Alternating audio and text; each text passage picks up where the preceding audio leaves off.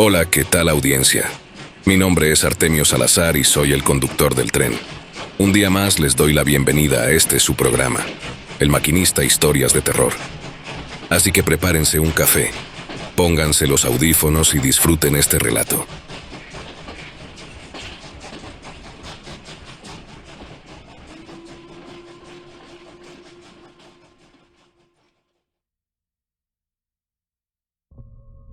No voy a decir mi nombre.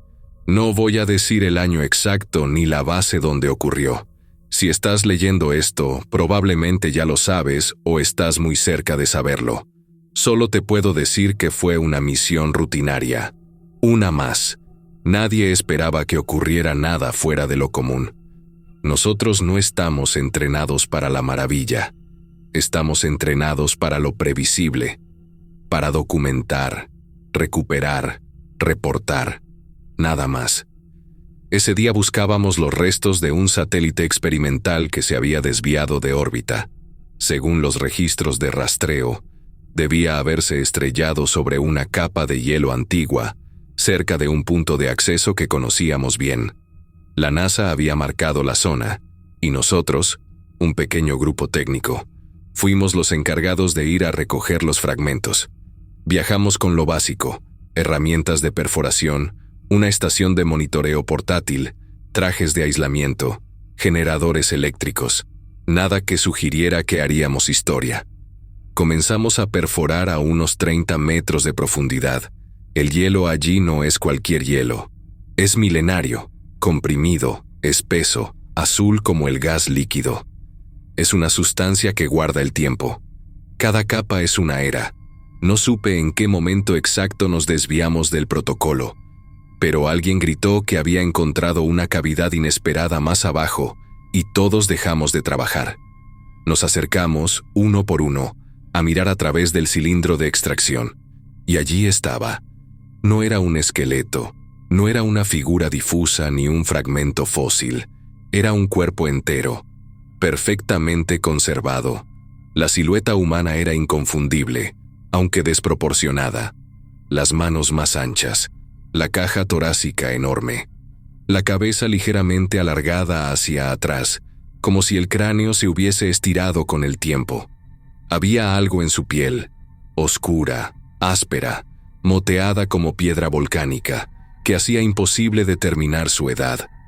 Parecía al borde de despertar, como si su muerte nunca hubiera sido definitiva. Nadie dijo nada durante unos segundos. Nos miramos entre nosotros. Nadie lo reconoció por lo que era, pero todos sabíamos que no podía ser humano en el sentido moderno. Alguien, un geólogo alemán que no hablaba mucho, murmuró: «Neandertal», con voz seca. Yo no lo creí, hasta que bajamos con el elevador presurizado y lo tuvimos frente a nosotros. Usamos calor controlado para ir soltando el bloque de hielo que lo contenía. El proceso debía durar unas 8 horas. Había protocolos para conservar restos antiguos. No queríamos que el cambio de temperatura lo rompiera, como a otras piezas que se deshacen al contacto con el aire.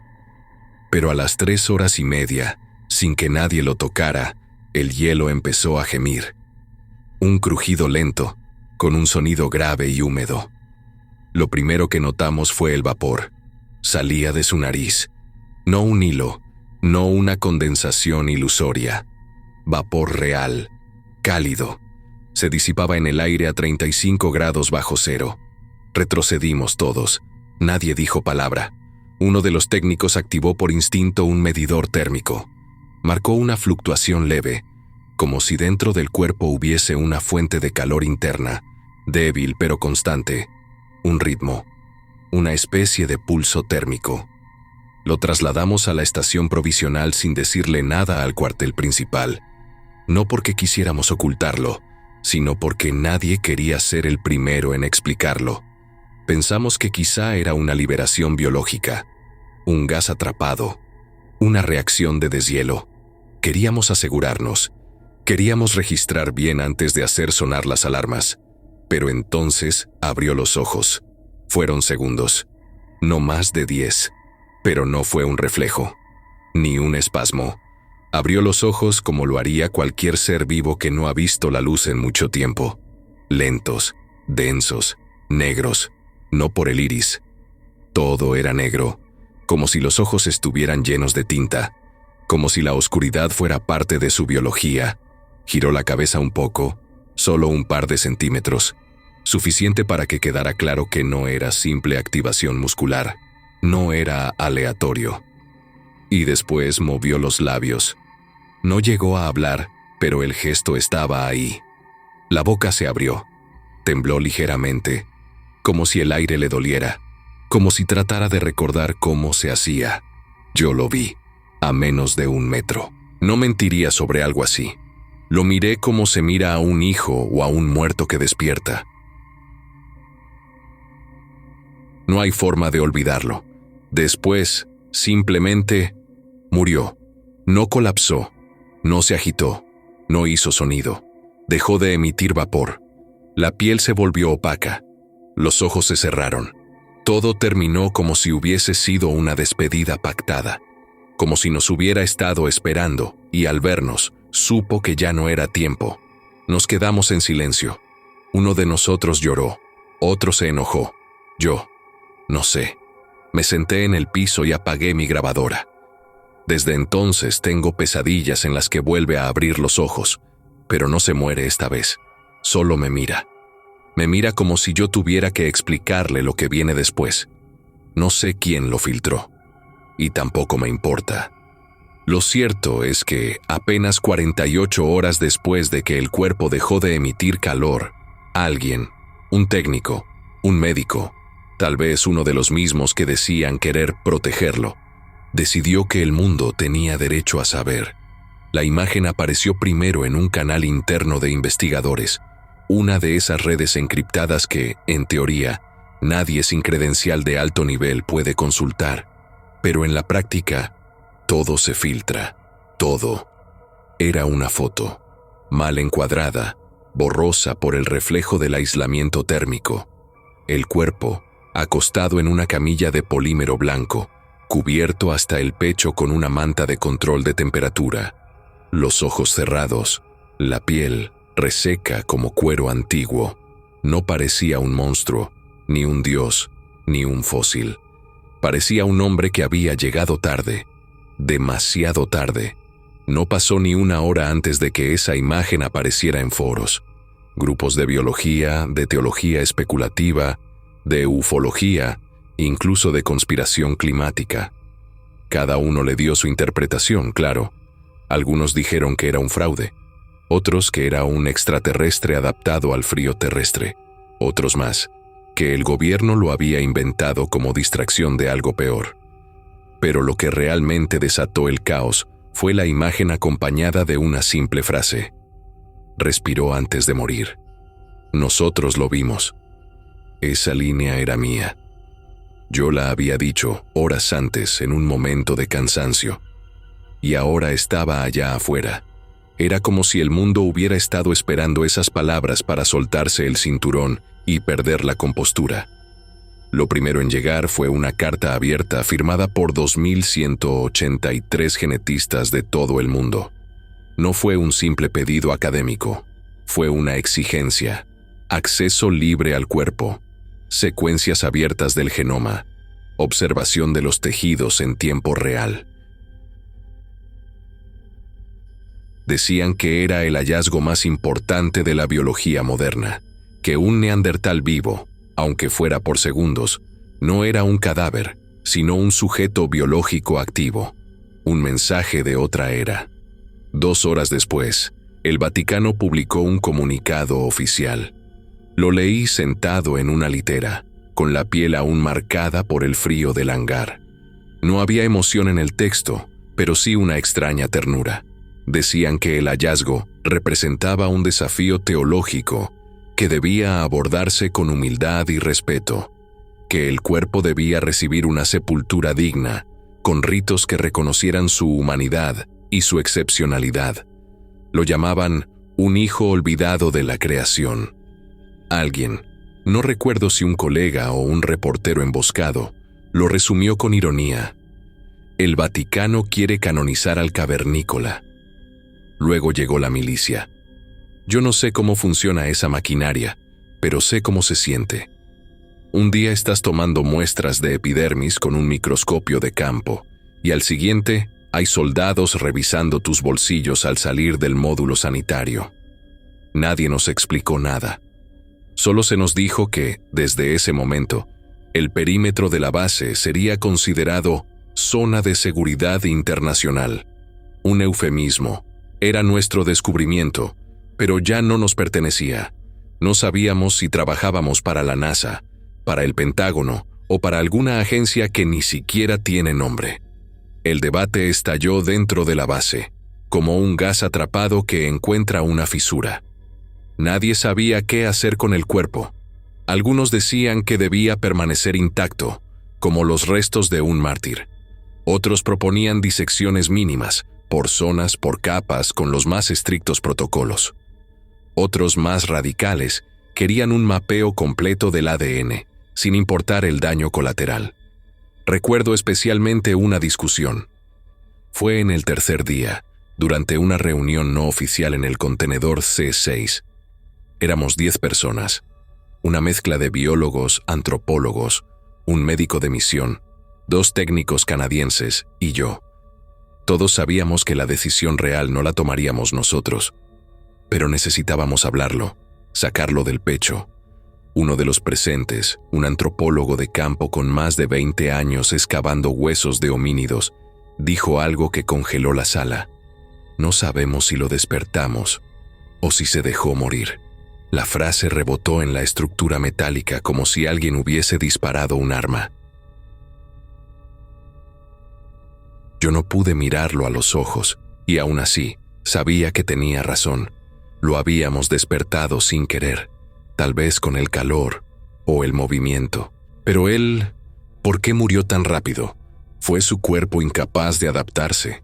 ¿O fue un acto de voluntad? Nadie en la base creía ya en coincidencias. Su gesto antes de morir, su intento de hablar, su mirada. Había algo consciente allí, algo que percibía, que sabía, y eso lo hacía humano de una forma que ningún registro genético podía negar, pero también lo convertía en un dilema. El médico jefe argumentaba que no podíamos permitir que el cuerpo se degradara. Ya había comenzado el proceso de descomposición interna. El calor del hangar, la exposición al aire, incluso la vibración del entorno, podían deteriorar tejidos irrecuperables. Se necesitaba abrirlo, no por morbo, sino por necesidad científica. Hablaba con la voz de la razón, pero nadie se sentía razonable. Un teólogo norteamericano que había sido convocado como observador especial pidió prudencia litúrgica.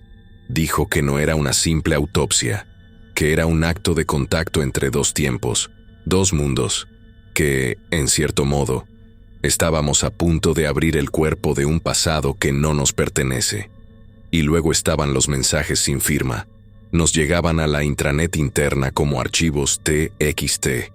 Algunos eran amenazas, otros súplicas, otros lo peor de la paranoia moderna, teorías de control mental, ADN reptiliano, maldiciones ancestrales.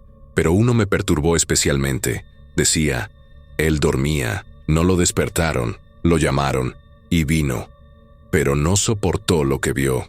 Nadie sabía quién lo había escrito. Pero no fue el único.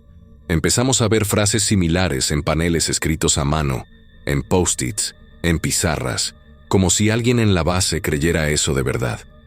Como si una parte de nosotros quisiera evitar la disección, no por respeto al cuerpo, sino por miedo a lo que ese cuerpo podría enseñarnos. Al final, la decisión se postergó, oficialmente, para permitir una mejor preparación del laboratorio. Extraoficialmente, porque nadie quería ser el primero en cortar. No sabíamos si teníamos permiso moral, aunque tuviéramos autorización militar.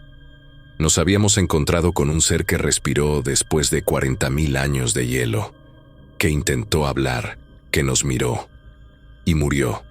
Lo que estaba en esa camilla no era un espécimen, era una respuesta viva a una pregunta que nunca supimos que habíamos hecho.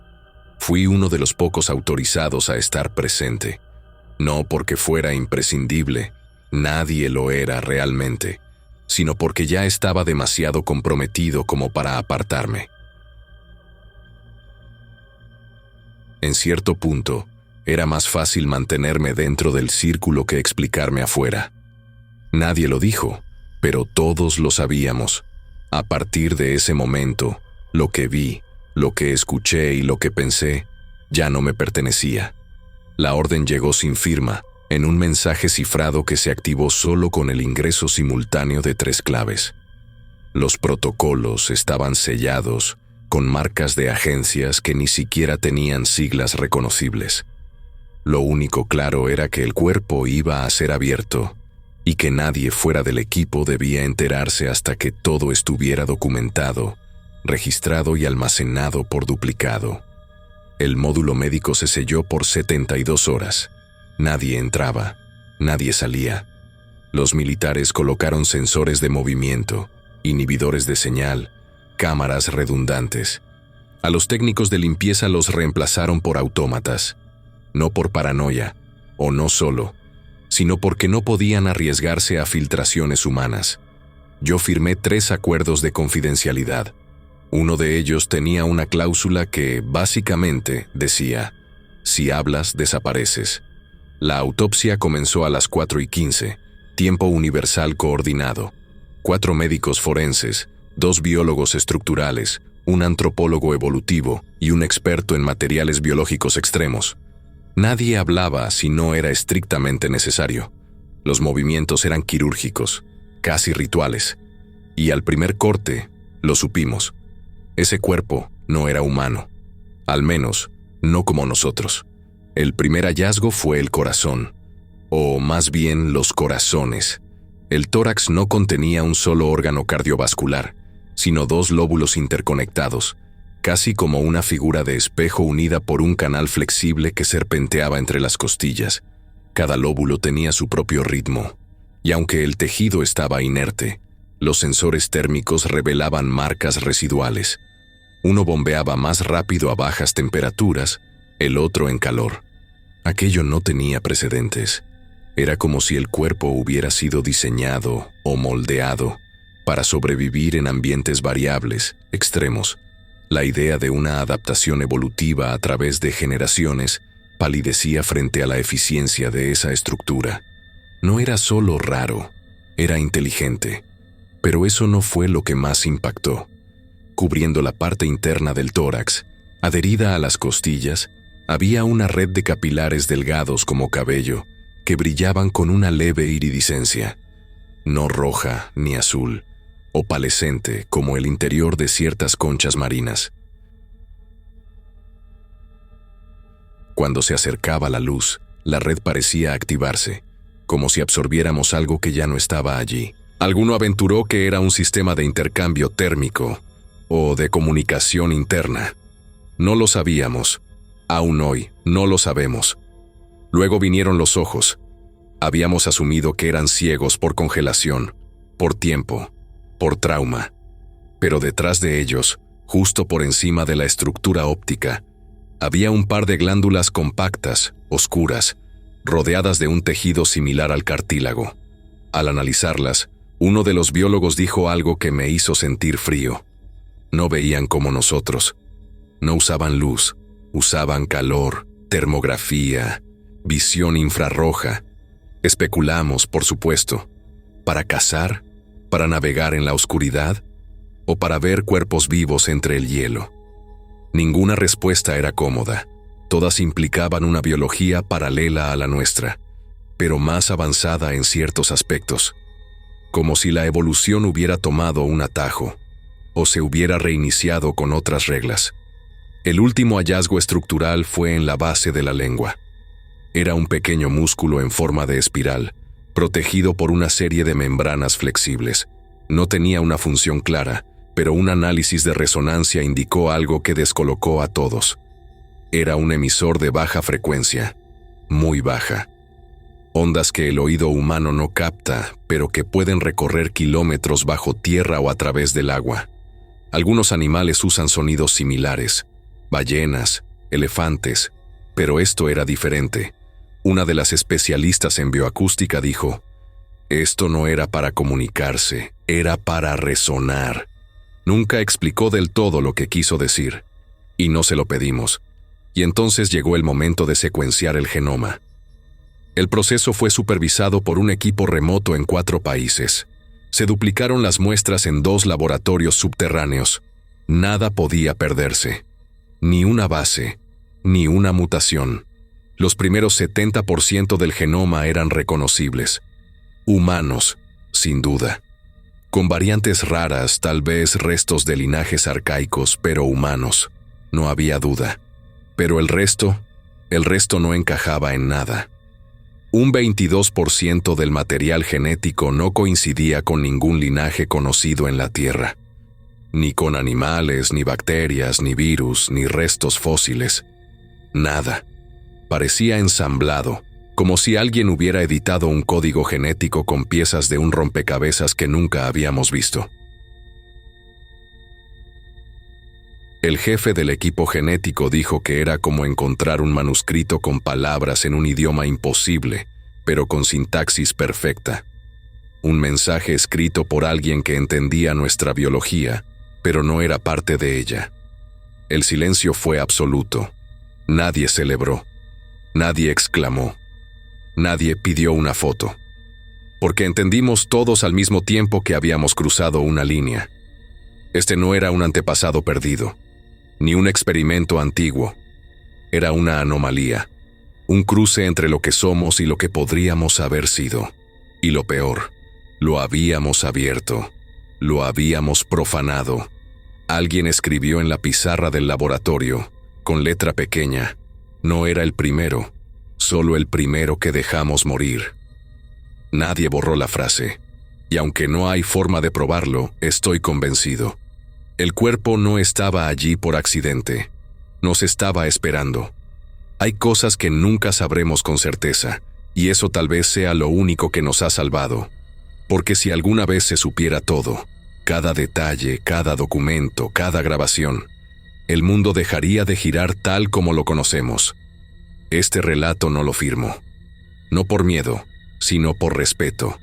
Porque, incluso ahora, tanto tiempo después, cuando cierro los ojos, sigo viendo los de él.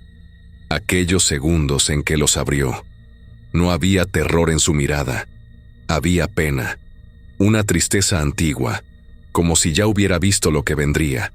Y sí, lo que vino fue lo peor. El cuerpo fue almacenado en una cápsula sellada criogénicamente y trasladado a una instalación subterránea al norte de Groenlandia. Un complejo fuera de cualquier mapa satelital, bajo la jurisdicción de un consorcio que respondía solo al Departamento de Defensa. Pero antes de que el avión despegara, alguien filtró las coordenadas del hallazgo. Nunca se supo quién, o tal vez sí, pero prefirieron llamarlo un evento de latencia digital indetectable. En menos de 24 horas, China, Rusia y Francia convocaron a sesiones extraordinarias en la ONU.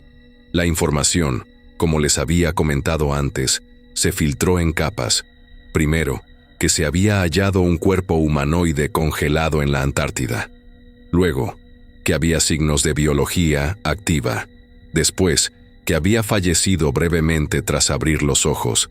Y por último, la bomba, que su ADN tenía segmentos no terrestres, no alienígenas, al menos no en el sentido común del término, pero imposibles de rastrear en ningún árbol filogenético conocido. Lo que ocurrió después fue lo más cercano a una guerra sin disparos. Primero vinieron los comunicados oficiales, luego los insultos diplomáticos, las acusaciones de ocultamiento, manipulación, terrorismo biológico. Los tratados antárticos fueron leídos, citados palabra por palabra. Según la ley internacional, ninguna nación puede reclamar propiedad sobre un hallazgo en el continente helado. Pero nadie había imaginado algo así. Las potencias comenzaron a movilizar tropas bajo pretextos falsos, ejercicios navales, maniobras de entrenamiento, vigilancia científica. Los submarinos se alinearon en la zona sur. Satélites fueron redirigidos. Comunicaciones cifradas se triplicaron. Todo por un cuerpo que ya no vivía, pero que seguía hablando en los pasillos del poder. Porque si existía uno, podrían existir más. Y entonces, ocurrió el hallazgo. Volvieron al sitio original, donde los sensores habían detectado por primera vez el bulto de calor anómalo. Había restos de equipamiento, piezas oxidadas, partes de un campamento rudimentario. Al remover más capas, encontraron una bandera rusa enrollada en un tubo metálico, parcialmente congelada. Junto a ella, 2 cuerpos humanos, irreconocibles por la descomposición congelada. Uno de ellos tenía en la muñeca un brazalete con inscripción cirílica. El otro aún llevaba puesto un parche del Instituto de Investigación Biológica de la URSS. Fue entonces que el Kremlin lanzó su declaración oficial. Esa criatura es nuestra. Fue descubierta por nosotros décadas atrás. Nuestros hombres murieron allí. Nos pertenece. Nadie supo qué responder. La autoridad occidental gritó montaje, provocación, propaganda. Pero los restos eran genuinos. Las fechas del material coincidían con una expedición soviética en 1959, dada por desaparecida en el sur polar. Ninguna búsqueda posterior había revelado nada, hasta ahora. Estados Unidos negó la legitimidad de la reclamación. Francia pidió una comisión científica conjunta. China ofreció custodia neutral. El Comité de Seguridad Nacional se reunió durante 16 horas seguidas. Cuando salieron ya nada era igual.